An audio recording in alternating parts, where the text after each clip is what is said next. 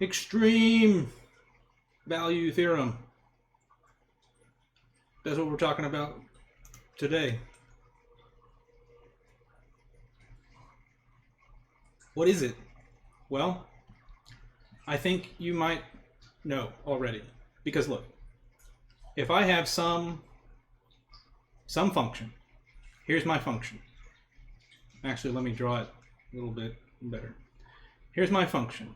Okay, f of x. And maybe here's the x-axis, and maybe here's the y-axis.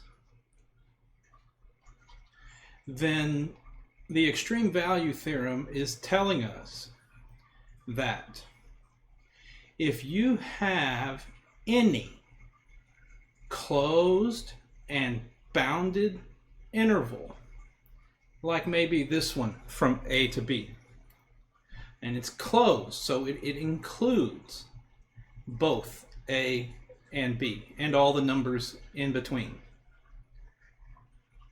then then you are guaranteed that somewhere in this interval, let me modify it a little bit, here's B over here, then you are guaranteed that somewhere in this interval there will be a minimum value and a maximum value, a minimum and maximum y value. Because look, here's where A and B extend to. That's the point A, f of A. This is the point B, f of B. And I didn't say it, but f also needs to be continuous on this closed and bounded interval.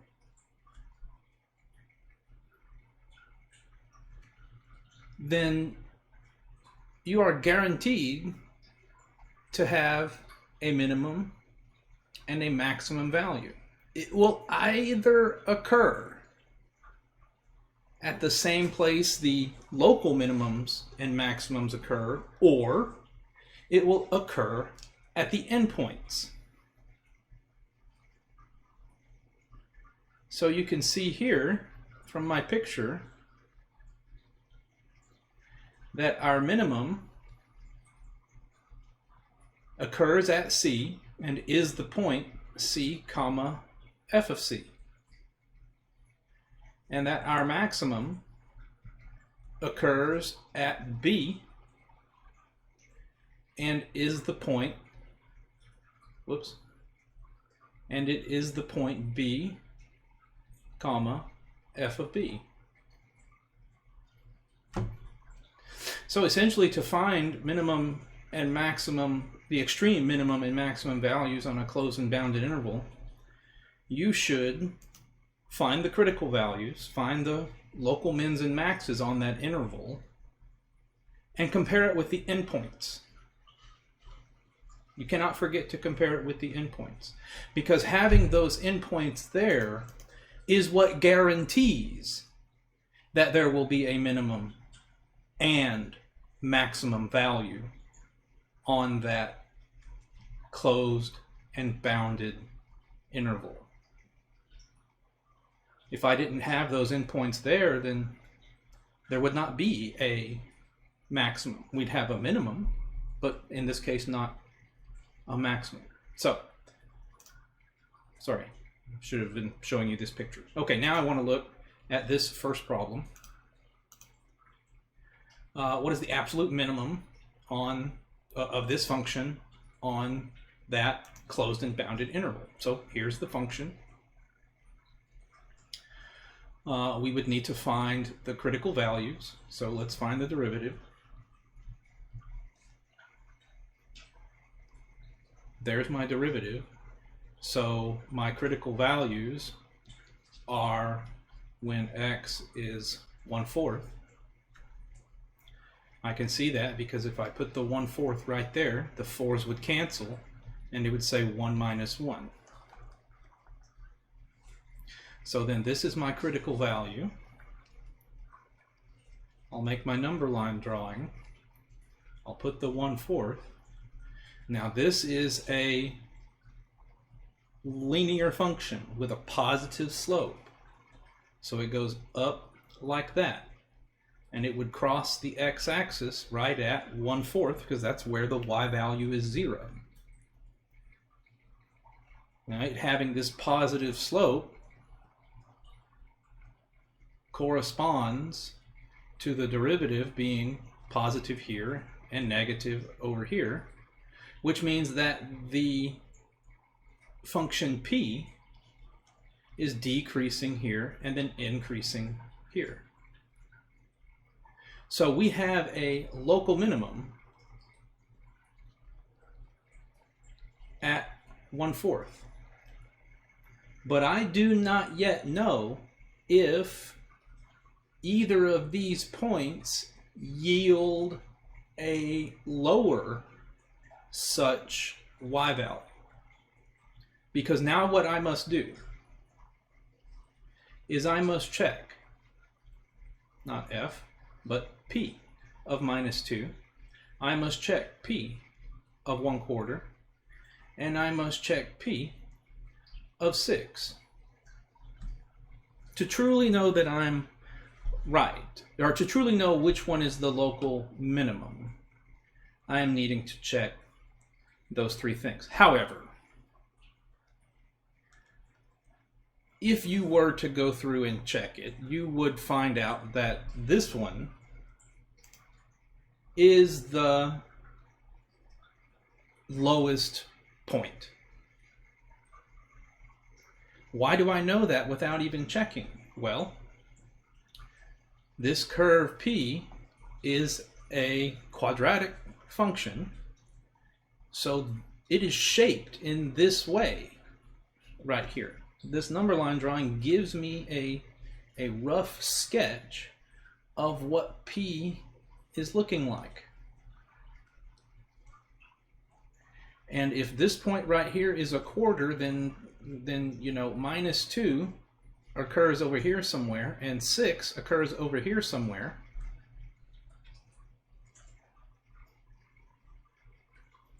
And this local minimum that I have found at 1/4 is the vertex of this parabola. It will not get any lower than that point. So I know, without even checking the endpoints, that that is the lowest point on the curve.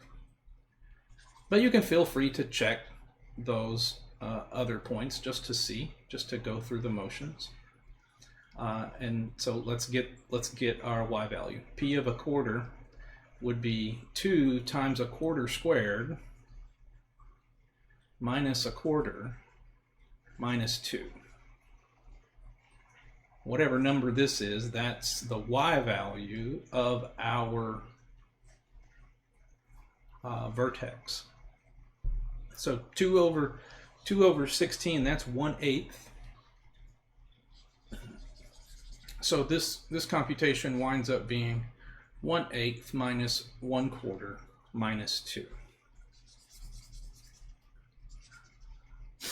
Okay, no problem. So that's the same thing as 1/8 minus 2/8 minus 16/8. Which would be a minus 17/8. So that's my y value.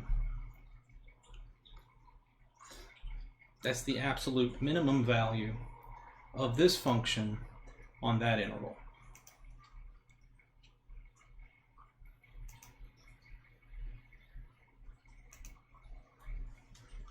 True or false? Ooh, interesting. The function f of x equals, it's an exponential function, e to this power, is guaranteed to have it. Well, look, they didn't even have to say what the function was. Well, they could have just said the function f is continuous. Is it guaranteed to have an absolute maximum and minimum on this closed and bounded interval? And yeah. Now, it would need to be the case that every point, it it would need to be the case that this function is continuous on this interval. Because I could say something stupid to you like, look at the function 1 over x, and want to talk to you about the interval -1 to 1. Now this function is a continuous function, but only on its domain. And there is a point in here that's not in its domain, and that point is 0. The function would look like this. And you would have -1 and 1 here and here. And there would not be an absolute minimum. There would not be an absolute minimum or an absolute maximum on that interval, because the function is not continuous on this interval. It has, 0 is not in its domain. So it has to be the case that the function is continuous on that domain. And this one is. Exponential functions have a domain of all real numbers. So on this closed and bounded interval, it is certain to have an absolute maximum and a minimum.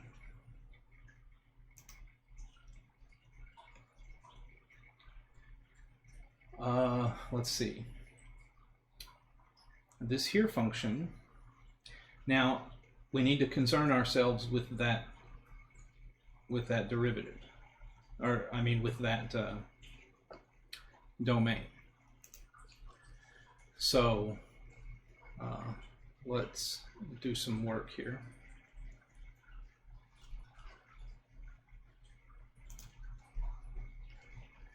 That is k of x equal to 3x over the square root of 5 minus x. Now, the square root of 5 minus x cannot be 0, and it also and we also require that 5 minus x be greater than or equal to 0.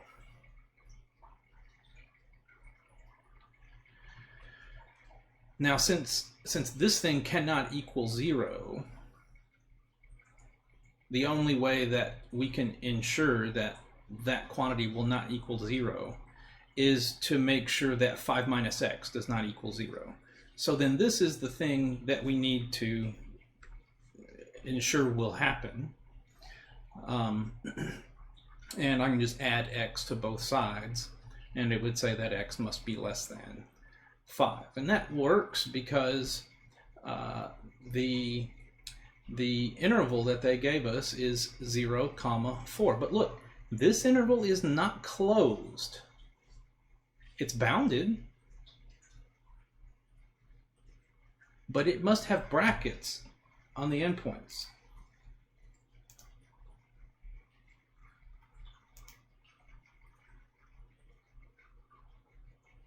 It is continuous over this interval, but it's open, so we cannot use the theorem.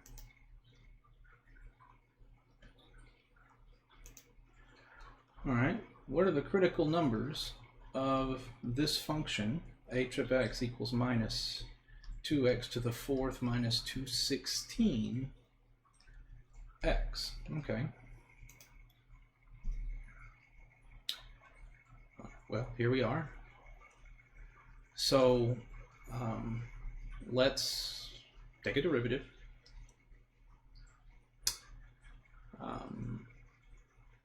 H prime would be minus 8 x cubed minus 216.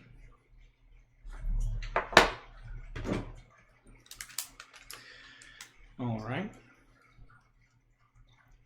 Now, 216 and 8 have a common. 216 is divisible by 8. So what I'll do here is I will factor out a minus 8 and be left with x cubed plus 1. Then I would need to factor this x cubed plus 1. And it will factor.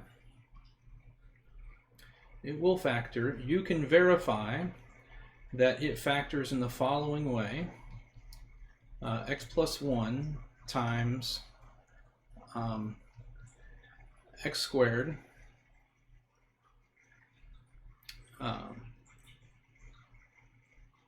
minus x plus 1.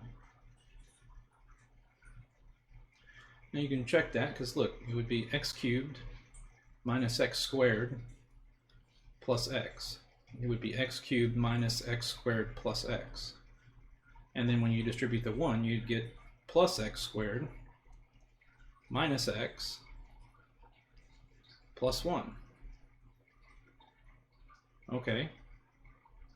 So I have cancellation right here on the x squareds, and I have cancellation here on the x's. And I'm left with x cubed plus 1. So it certainly works.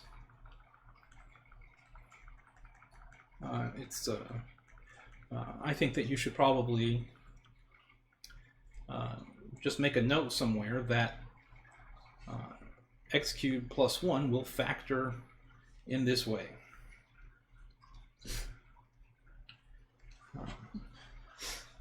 There's a mnemonic out there that you could use to help you factor it. Maybe look something up.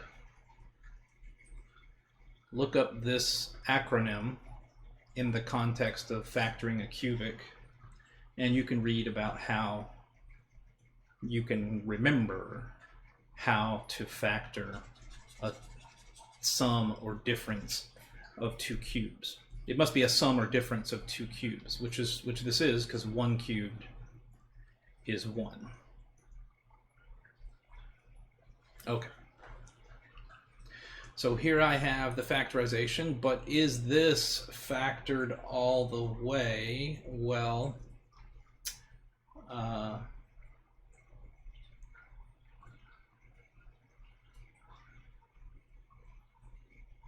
let's see.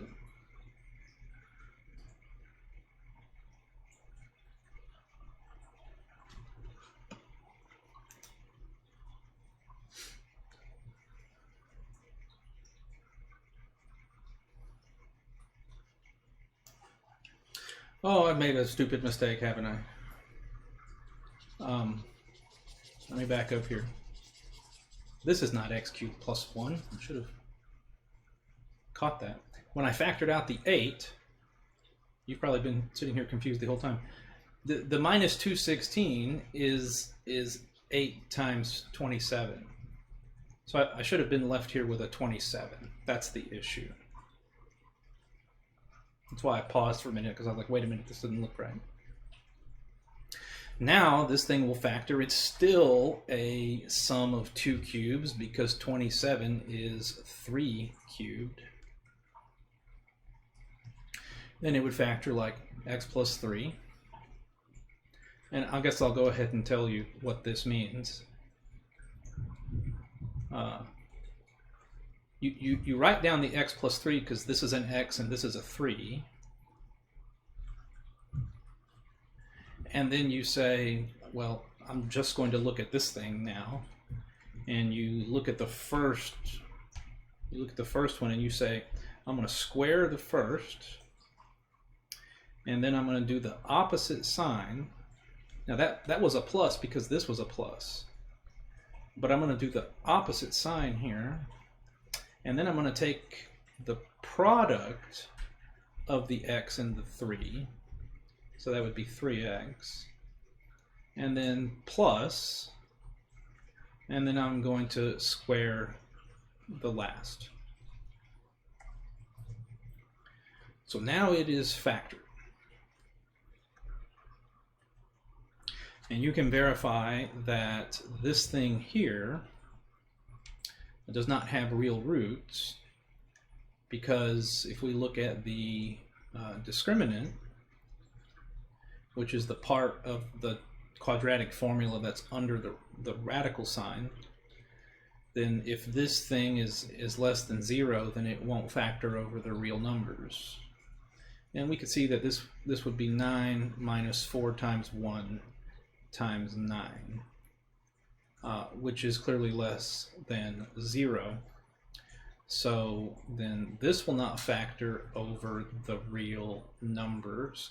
And we have now our only critical value, which is coming just from this term.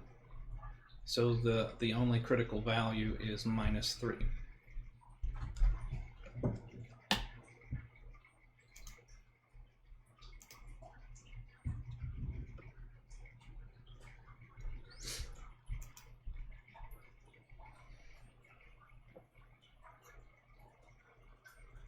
Oh boy, well, we get another chance here to showcase our difference of two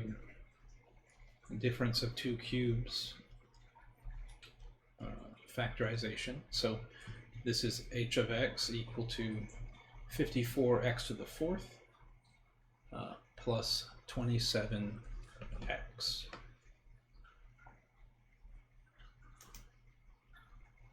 Now I know already that 27 and 54 27 is half of 54. So I'm going to go ahead and factor this a little bit up front. And I will be able to see that what I have here is 27 times 2x to the fourth plus 1.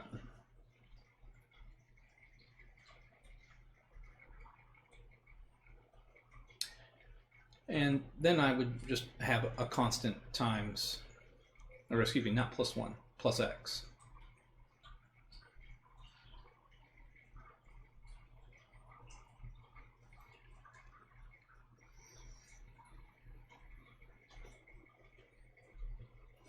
It's not really necessary to do this, but I guess I'll just work them both. So if I hadn't factored it out, you would have to do 4 times 54.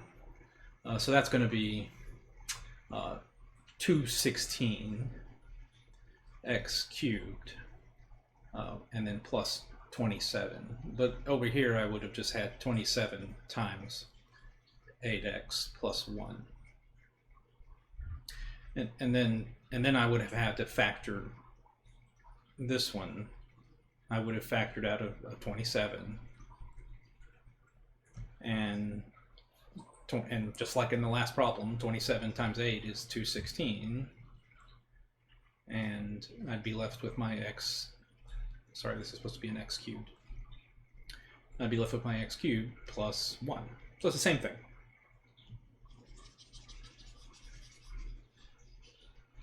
All right, and this is h prime.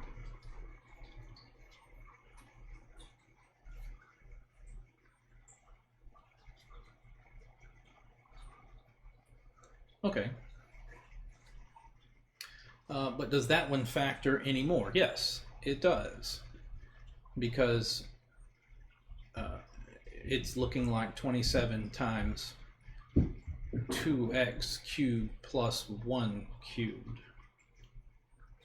So I have, again, a sum of 2 cubes. Then I know that I can factor that in the following way. That's a 2x and that's a 1, so I'd have 2x, and then this is a plus sign, so it's 2x plus 1.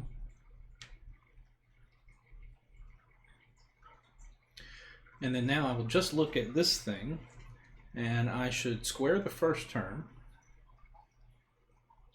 and then write the opposite sign, the opposite of this sign, and then take the product of these two, which would just be 2x, and then plus, and then square the last term, which is just 1.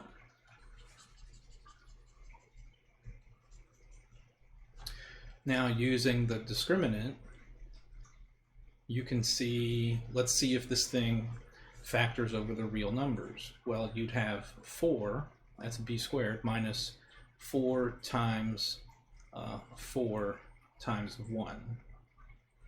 So having having that plus sign there is just not helping us be able to have a polynomial that factors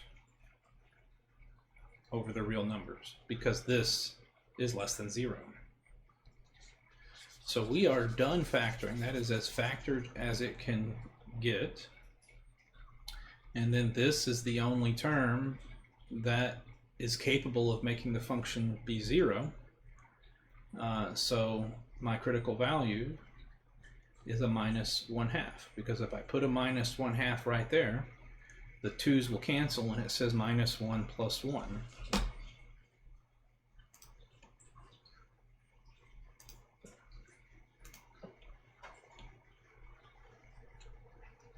Sweet.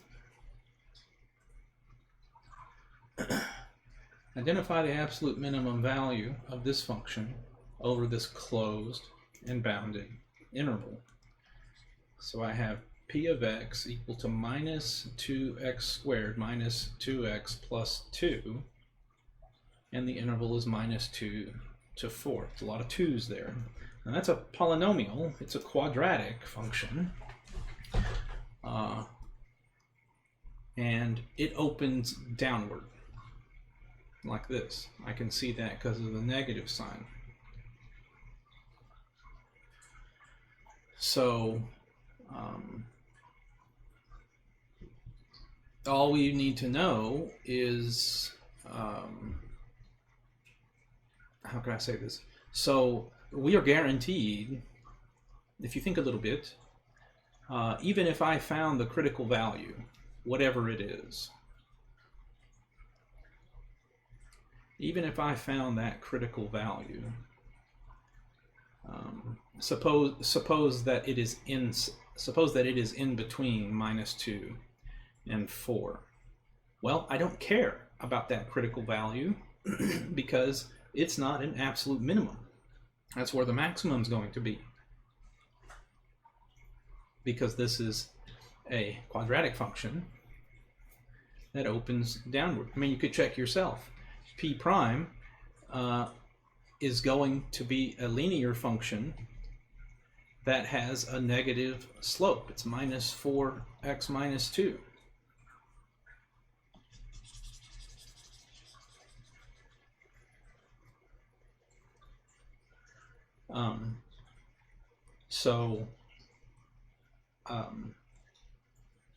Whether or not that C value was in between -2 and 4 or outside of -2 and 4,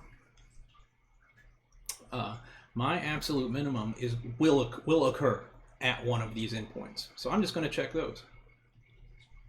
P of -2 and P of 4.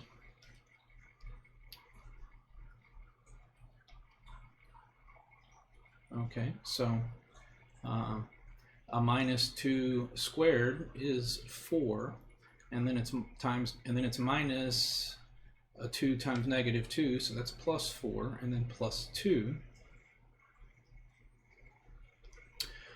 So we get 2. A lot of 2's in this problem. You get 2 because that's -8 plus 6. Sorry, it's -2.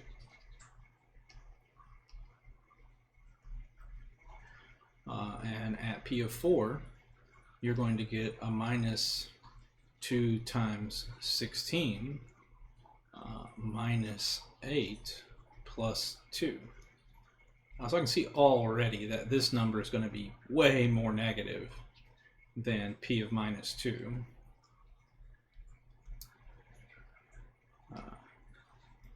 So then you would end up with a -32 minus 8 plus 2.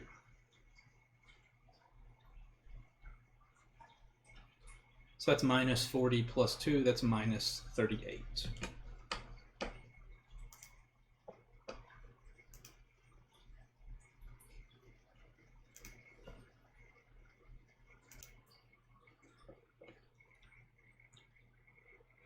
Select all of the following functions for which the extreme value theorem guarantees the existence of an absolute maximum and minimum. Okay. Interesting. Let's see. So we should check some domains. Because we have the natural log function, the natural log of 1 minus x. Let's look at it. So the natural log of 1 minus x, well, we can't be putting 0 or negative numbers in here. The domain of the natural log function, the argument, which is this thing, must be greater than 0. So consequently, we are looking for 1 minus x to be greater than 0, which in turn means that x should be less than 1. Just add x to both sides. And since x must be less than 1, and this interval goes all the way to 2, this one will not work. This one will not work. Now this one will work. You can see it plain as day, because 1 plus x, the 1 plus x here, if I put it, on the interval from 0 to 2, starting at 0, if I put 0 in for x, it'd be the natural log of 1. If I put in 2 for x, it'd be the natural log of 3. So the y values here will range from the natural log of 1 to the natural log of 3. Both of those are fine. So this one will have an absolute minimum and maximum guaranteed by the extreme value theorem. Let's look at this square root of x minus 1.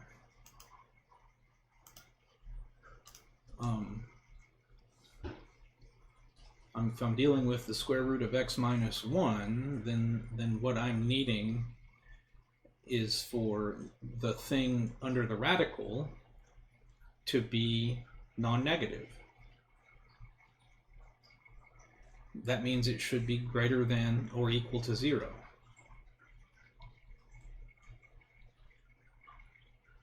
Which in turn says that x should be greater than or equal to 1.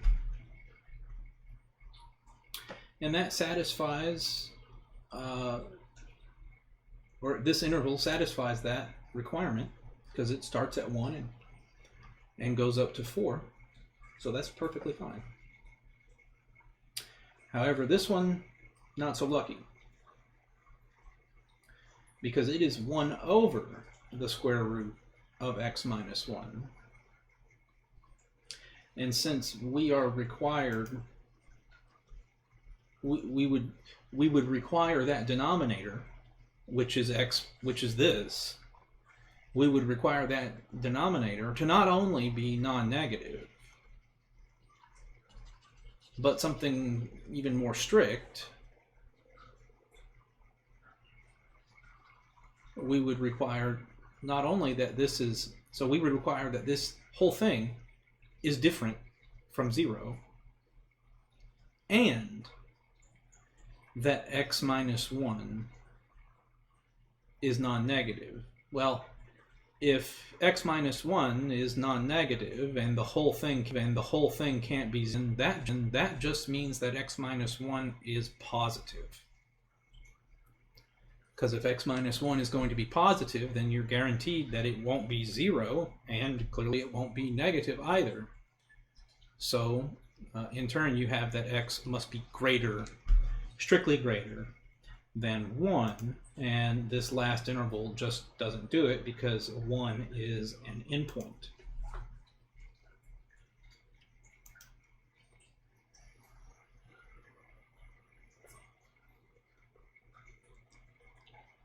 Yes. How do I know? Well, this function we can't divide by 0 on this function, so in turn the natural log of 3x cannot be 0. And if I'm insisting that the natural log of 3x not be 0, then we are saying it not only can it not be 0, it must be non-negative. It must be strictly positive. Non-negative and different from 0 means positive. So in order for that to happen,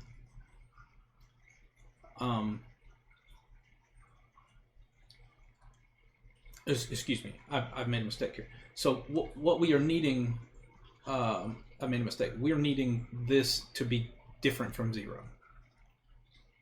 You see, the natural log function has a curve like this. They all have a curve like this. This one here, look, this is a sketch of the natural log of 3x. Right? Right there is 1. That's where it crosses the x-axis. All the logarithmic functions cross the x-axis at 1.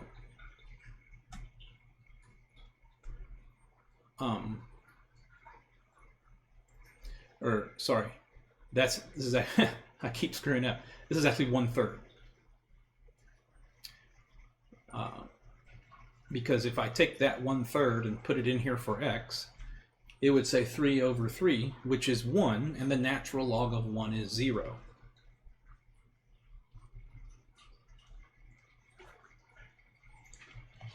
Okay. So this is what the curve looks like. Notice it can have any it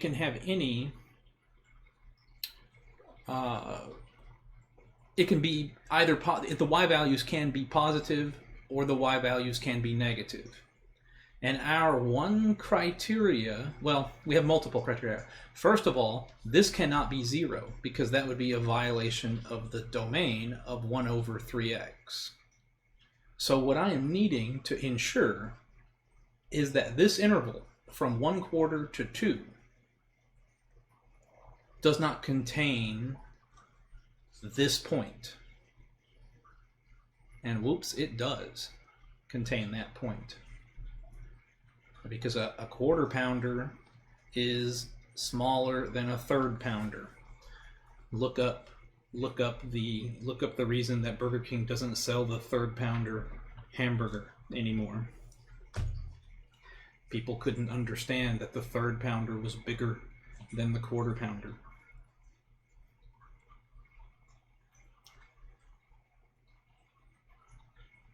Look, you don't believe me. 1/5, 1/4, 1/3, 1/2, 1/1. Is my sequence going up or is it going down? Clearly it's increasing. Because it started off really small at 1/5 and then it got to 1/2 and then 1. So as that denominator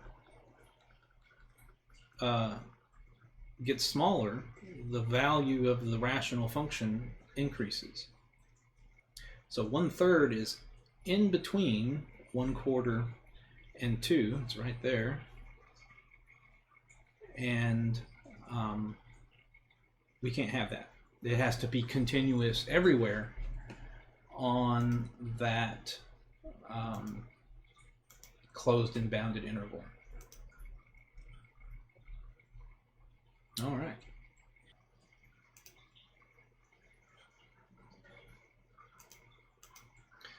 Okay, so here we go. Find the absolute maximum value of this function on that interval. Now that's a polynomial. In fact, it's a quadratic. It's a downward facing quadratic. And so since I'm finding absolute maximum on this closed and bounded interval, well, with it being a polynomial, its domain is all real numbers, so we know we're going to have an absolute minimum and absolute maximum on any closed and bounded interval. And furthermore, it's a downward facing parabola, so when I find this critical value, that will be where the maximum happens. It's because the function doesn't do something like this.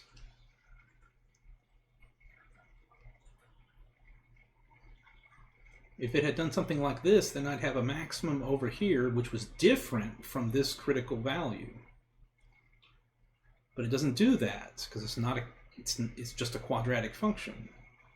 So my absolute maximum, I'm sure, will happen at that critical value. And you can see that this p prime is just going to be a minus 2x minus 1.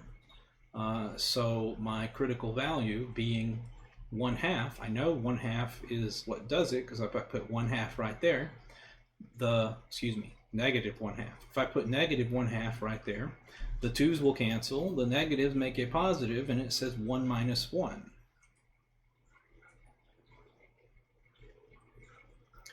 And this is a function, this is a linear function with a negative slope, so it crosses the x-axis at minus 1/2, it goes down like that. That translates to the curve P being negative, being decreasing here, and being increasing here. So it goes up and then it comes back down.